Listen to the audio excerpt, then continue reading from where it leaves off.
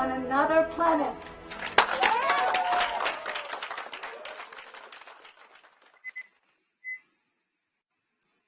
Hello, everyone, and welcome to another episode of NASA Science Live. My name is Jarvi Cook, and I'm the News Events and Project Supervisor at NASA's Jet Propulsion Lab, and I'm going to be your host for today's episode. So today we're going to talk about the historic flights of NASA's Ingenuity helicopter and what they could mean for extraterrestrial flight in the future. Over the past month, NASA has been pushing the boundaries of what is possible and turning science into science fact. On April 19th, the Ingenuity Mars helicopter became the first spacecraft to achieve powered, controlled flight on another world. Since then, it has completed 4 flights that have taken this 4-pound spacecraft higher, farther, and faster than ever before. And now that the helicopter passed its technology tests, it gets to try new things that are all gravy. Ingenuity has just started an operational demonstration where it will try to fly along with its fellow robot, NASA's Perseverance rover, and it will test how well it works as a scout. Ingenuity recently demonstrated that it could fly some fairly long distances, about 1 1/3 football fields out and then back again, taking lots of pictures along the way.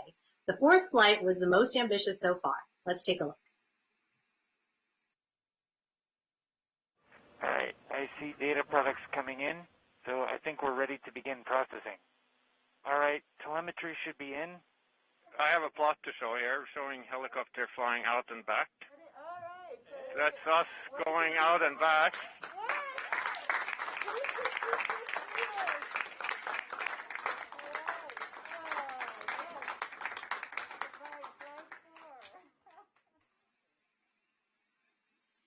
So that's a room full of happy engineers at JPL. The Ingenuity team is currently working on planning their 5th flight, so we hope they get to look that same way again soon. But for now, let's talk to the experts. So because this historic flight on Mars has implications for how we will explore other worlds, we are joined today by both a Mars helicopter pilot and a team member from NASA's upcoming Dragonfly mission, which will take flight to a whole other world, Saturn's moon Titan. You can join the conversation too. Submit your questions about Ingenuity and Dragonfly using the hashtag AskNASA, and we'll answer as many as we can throughout the show. So right now, with a nod to Asian American and Pacific Islander Heritage Month in May, I'm joined by Johnny Lam, a pilot for Ingenuity, and Nishant Mehta, Deputy Lead for the Dragonfly Mobility System. Thank you both so much for joining us. Thank you for having us. So Johnny and Nishant, titles at NASA can be a little bit technical. Can you explain what your titles mean? What do you actually do on your missions? So Johnny, we'll start with you. So my day job is actually a guidance and control engineer, which is also a little bit technical too. So on Ingenuity, I worked on the team that developed the flight control algorithms and the flight control software. And now that Ingenuity is part of a operations phase, I'm one of the pilots, which involves doing a lot of the flight planning that gets loaded onto the helicopter, and then downloading the data off the helicopter and analyzing the post-flight results afterwards. And what about you, Nishant? Thank you, Jerry. I work at the Johns Hopkins Applied Physics Lab in Maryland, where I'm in a team of scientists and engineers working on what we call mobility. Mobility is the system that will tell Dragonfly how to fly from place to place on Titan without human intervention. My main job on a day-to-day basis is to help coordinate activities across certain aspects of mobility. For example, one of the things I do is work with a wonderful group of people on the cameras and algorithms that will help Dragonfly tell Dragonfly where it's going while it's flying on Titan. I'll also add that in terms of titles, they can be hard to understand, very cryptic sometimes. So folks working on Dragonfly will often use the term Dragonflyers. Nice. So we've got a Dragonflyer and a Mars helicopter pilot with us today. All right. So Perseverance carried a lot of technology with it to the Red Planet. One of the technology experiments is the MOXIE instrument, and it just showed us the other week that oxygen can be extracted from the Martian atmosphere. And that'll help with launching rockets off of Mars and eventually making oxygen for astronauts to breathe. The META instrument helps prepare for human exploration by providing information about weather, climate, surface radiation, and dust. So Johnny, what kinds of horizons does the Mars helicopter technology demonstration open up for future NASA missions? So I think with the success of Ingenuity, we basically kind of unlocked an aerial dimension to exploration. So we've always kind of had the orbiters who can provide observations from up high above, and now we've always had rovers who can provide observations from way close to the ground. And now this kind of provides us another dimension to kind of explore that gap in between, where we can kind of reach some hard to reach areas. We can provide images, reconnaissance, we can scout ahead, we can look for the best path to traverse. And eventually all these things can also help with human exploration on Mars or other planets. Yeah, and I know that you guys have done a lot of testing on Earth. You know, there's like a space simulation chamber at JPL, but what have you learned from flying this helicopter on Mars that we couldn't gain from flying it in the simulation chamber on Earth? So that's a good question. So we spent a lot of time in the 25-foot space simulator at JPL. Now it's a pretty big chamber, but we're a pretty small helicopter. But even with all that, we were only able to ever go about a meter up off the ground and about half a meter side to side. And we always had a lot of cables and wires and ground support equipment, all while trying to simulate a Martian environment. Now we're here at Mars. We've been kind of freed of all of this, and we're allowed to just kind of soar the skies. And what we demonstrated is we actually can control flight in the actual Martian environment. And as was shown in like Flight 3, we were able to fly 50 meters downrange, which is the farthest and back, and that's the farthest we've ever gone. And in the process, we're validating all our models, all our testing. We were able to kind of inform and refine our models. And it turned out a lot of it matched really well. And now we're collecting all this valuable engineering data back so that we can kind of help data mine it and improve our knowledge for future missions. Now, as we move on to kind of an operational demonstration phase, we're going to learn how to work with Perseverance. We're going to try to scout and try to figure out how to play together so that we can inform future missions on how they would handle this in the future. Yeah, so it's going to be a little bit like a buddy movie. All right, so what makes it really hard to fly at Mars is that the atmosphere is really thin, but at Titan, Saturn's largest moon, it's a different world entirely, has a much denser atmosphere than Mars. And Nishant, I know we've talked about how, you know, if you were to kind of get some speed going, you could actually soar for quite a bit of time on Titan on your own. So what can the Dragonfly mission learn from the Ingenuity Mars helicopter? That's a great question. I'll say that we are always learning from past space missions. Here at APL, every time we build a spacecraft, we apply those lessons to later efforts. In particular, we were very excited to see Ingenuity fly on Mars. While there are a lot of differences between Ingenuity and Dragonfly, there are also a lot of similarities when you're designing and operating a vehicle on another planet, especially to fly. One example is that flights for both Ingenuity and Dragonfly are autonomous. Titan is very far from Earth. It takes over an hour to send data to Titan and over an hour to get that data back. Because of that, we can't simply have someone driving or flying from the Earth. We need Dragonfly to be able to go from place to place on its own, like Ingenuity. And so Ingenuity's, the team's experience flying autonomously on Mars will be very valuable. We'll learn from the challenges they faced and how they solved them. And I will say that another reason I'm really excited about Ingenuity and Dragonfly, of course, is that they provide, these missions provide inspiration. They'll inspire future ideas for planetary exploration and certainly help us push our boundaries even further. And these missions also inspire the next generation of scientists and engineers. And I hope that students, like my own daughters, will be inspired to pursue space exploration. And who knows, maybe themselves work with Dragonfly when it gets to Titan in the 2030s, continue exploration of Mars or other places in our universe. Yeah, and it's pretty hard to figure out how to fly on another world. So, Nishant, why would we even want an aerial dimension to explore Titan? Yeah, I think Johnny put it very well earlier. Flying opens up a lot of new possibilities for us, right? We can cover a lot of ground, a larger area than we could otherwise. We can do our science investigation in a lot of different places on Titan, both on the surface and collect data while we're in the air. And in particular for Titan, actually makes a lot of sense to fly since it's relatively easy. Thanks to, like you mentioned, the really thick atmosphere there and low gravity. In fact, Titan actually has lower gravity than Earth's moon. Great, yeah. So, lots of different kinds of worlds in our solar system. So I see that there are questions coming in online. If you'd like to submit a question to be answered during the show, use the hashtag AskNASA or comment in the stream wherever you're watching this. So our first question is from Erica Liebel on Twitter asks, what has surprised you the most about Ingenuity's accomplishments so far? Why don't we start with Johnny, and Nishant, you can let me know if you had anything that surprised you. I would say that the most surprising thing has been how well everything has kind of performed on Mars.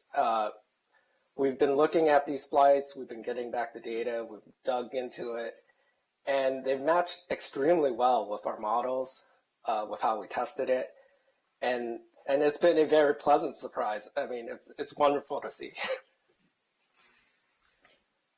Nishant, did you have anything that surprised you as you were watching the Ingenuity flights?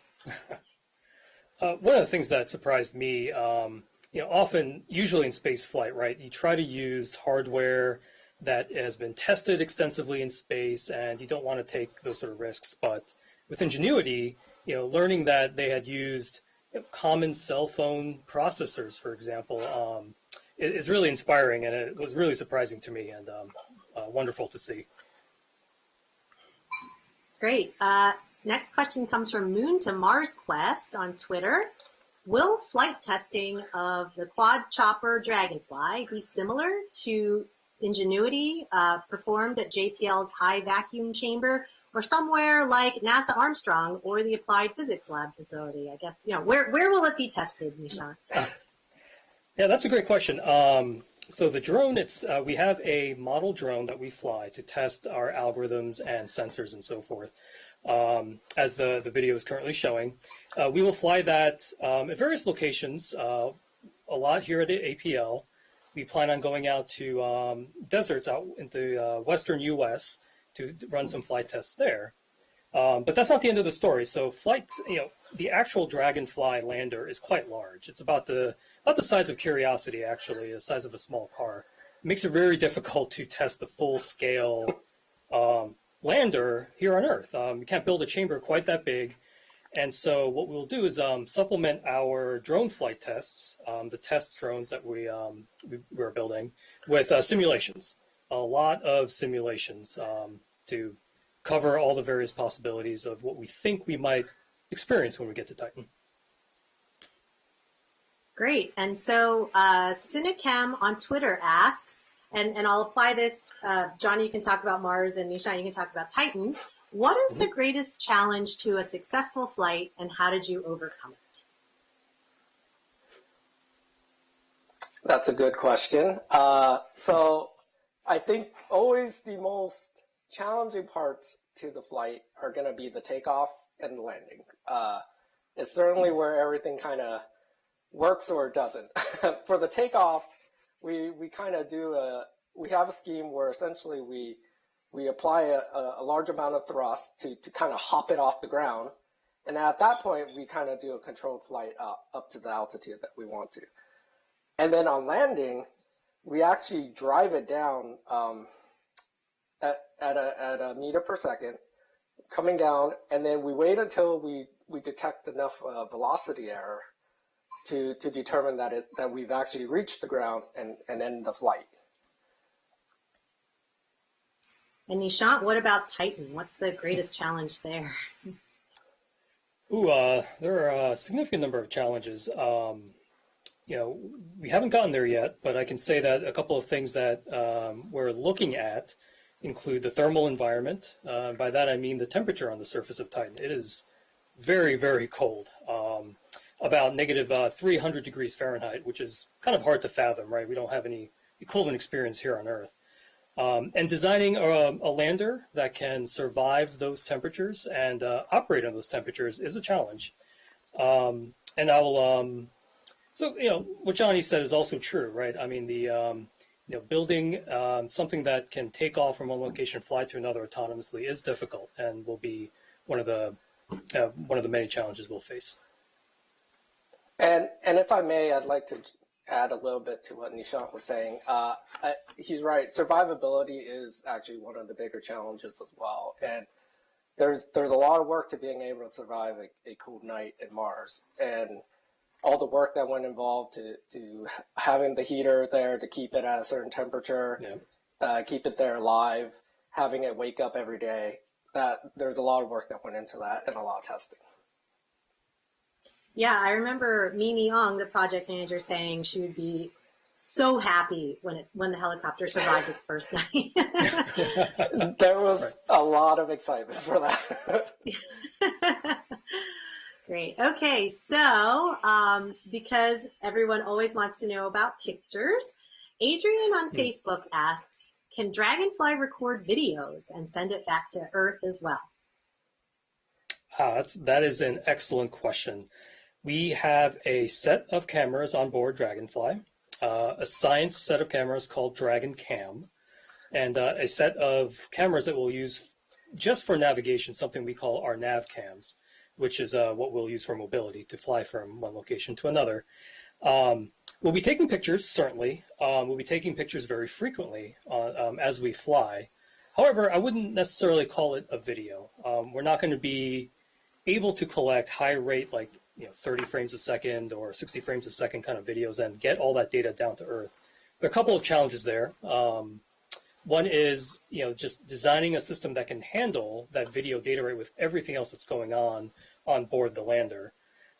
So, for example, our navigation cameras, I can speak to those, will collect data as we're flying at about one picture every second, which isn't very often. The next challenge is how do you get all that data back from Titan to the Earth?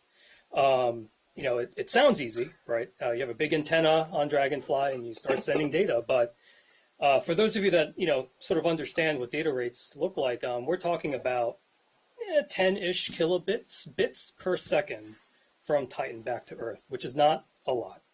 And so, we will be spending a lot of time optimizing what data we want to bring down, working with the scientists to figure out what's most interesting, and when we finally get to Titan, implement that and get what the best data we can down. Yeah, and Johnny, there's some cameras on board Ingenuity as well, right? Yes, we have two cameras. One is our navigation camera. That's kind of our black and white camera, pointing mostly down, slightly forward. And that's where the iconic first flight image comes from, where it took a picture of its own shadow. And then we have the color camera. We call it the RTE, or Return to Earth camera. And that's the one that's taking the images also a little bit more forward-facing. Now, we don't have video capability there. For the color camera, we take some images. For the navigation camera, we collect more images, so we kind of have limited data recording, if you will. That's as long as we can get all those images down and process them in that way.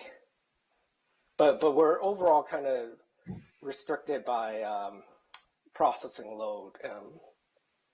Trying to collect that much data is kind of a lot while in the middle of trying to maintain flight at the same time. Right, and there have been some videos that came back, but they were taken by your buddy, the rover, right? And I know that we have some great orbiters around Mars that have been able to kind of give us those high data rates. We'll have to see what kind of support, I guess, you guys have at Titan. You don't have a relay network yet there.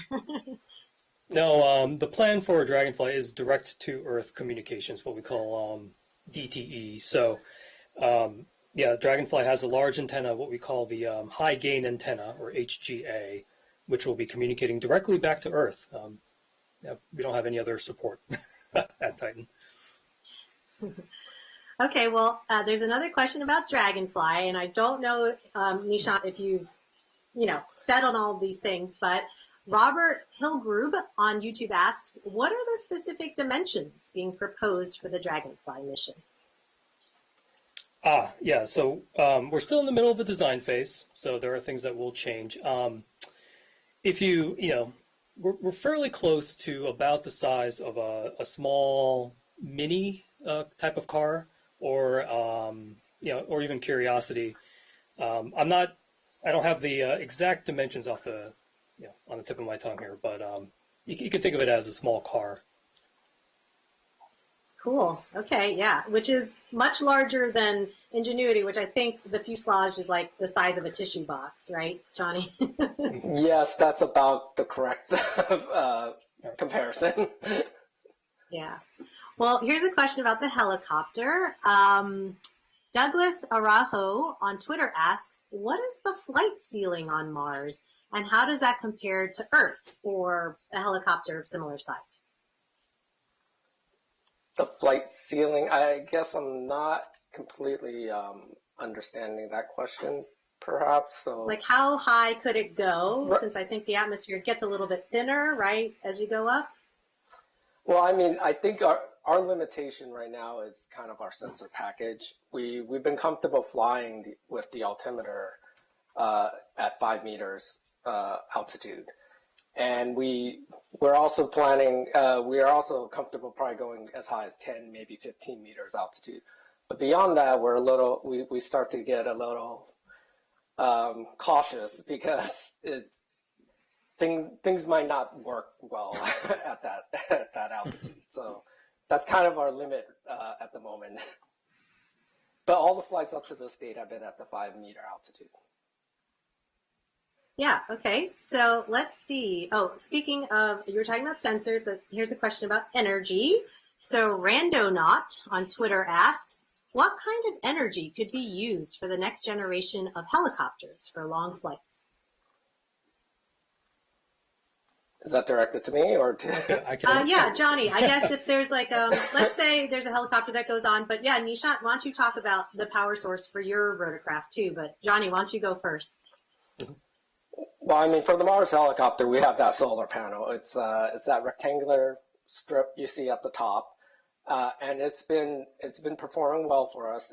It's giving us plenty of charge for overnight, over the course of the day, so that we're ready and able and power healthy each day that we're on Mars. And Nishant, you're much farther away from the sun, or you will be. So how do you guys get power?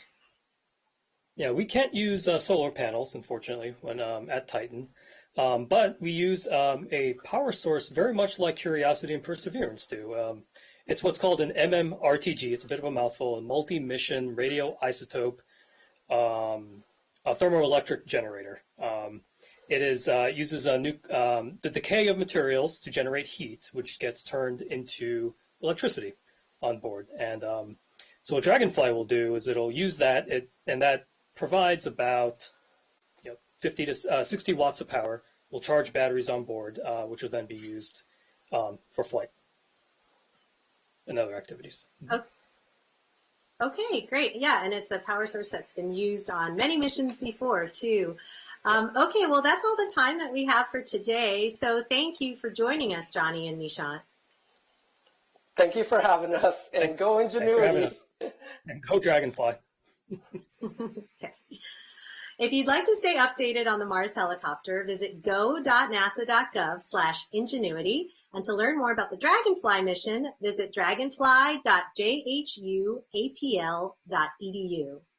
Be sure to keep up with the Perseverance rover as well on Facebook and Twitter as the helicopter moves into this new phase, graduating, if you will, into an operational demonstration. Perseverance will also begin to focus on its science campaign, which includes searching for signs of ancient life on Mars. And you can follow along by visiting nasa.gov/perseverance. And since we've been talking about turning science fiction into reality, I should also wish everyone out there a happy Star Wars Day this May 4th. May the 4th be with you. NASA will be celebrating throughout the day on social media, so stay tuned for some fun surprises. Science fiction encourages all of us at NASA to dream big, and we can't do things like fly on Mars or Titan without the expertise and knowledge of those around the agency. During Asian American and Pacific Islander Heritage Month, we'd like to honor some of these employees playing key roles at NASA. Here at JPL, for example, we count Chen Xuesen, a Chinese American specialist in fluid mechanics, as one of our original founders. We'll close on a video sharing words from some of our Asian American and Pacific Islander employees. Thank you so much for joining us. Until next time.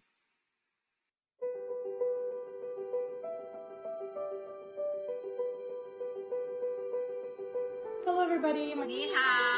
Hi, konnichiwa. Hello，大家好。 Hello, my name is Wen Shan Guang. 你好了嗎？我嘅名係朱無基。Hi, I'm Kelly Busquets. I'm an engineer with the Goddard Space Flight Center. Mabuhay. My name is Tony Arviola, and I work at Langley Research Center. My name is Karthik Sheth. I'm an astrophysicist working in the Science Mission Directorate. This is Kenji Miki. My name is Jenny Staggs. My name is Steve Shi. I'm the Associate Administrator for Diversity and Equal Opportunity here at NASA. I'm a research materials engineer. I'm a program analyst. I work as a software engineer. I do research on electric propulsion. I came here from Japan long time ago, hoping that I could work for NASA.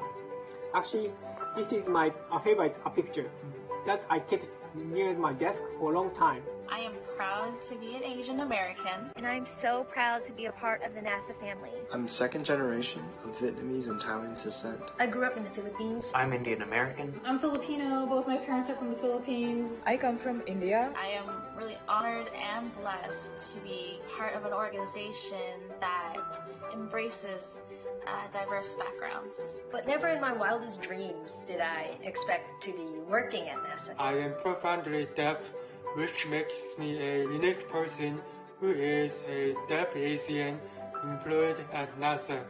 I'm an ambitious woman and I do not let anyone discourage me. I'm so grateful for the opportunity to work at an agency where our work benefits the entire world. You notice my speaking. I have some speaking problem on top of a Japanese accent. But in NASA, no one care about it. They just care what I'm doing. So it makes me very happy. Thank you for joining us in celebrating Asian American Pacific Islander Heritage Month. Happy AAPI Heritage Month. 대단히 감사합니다. All right, thank you. Paalam. 再见. Namaste, vanakkam. Bye bye. Joaquin. ありがとうございます。さよなら。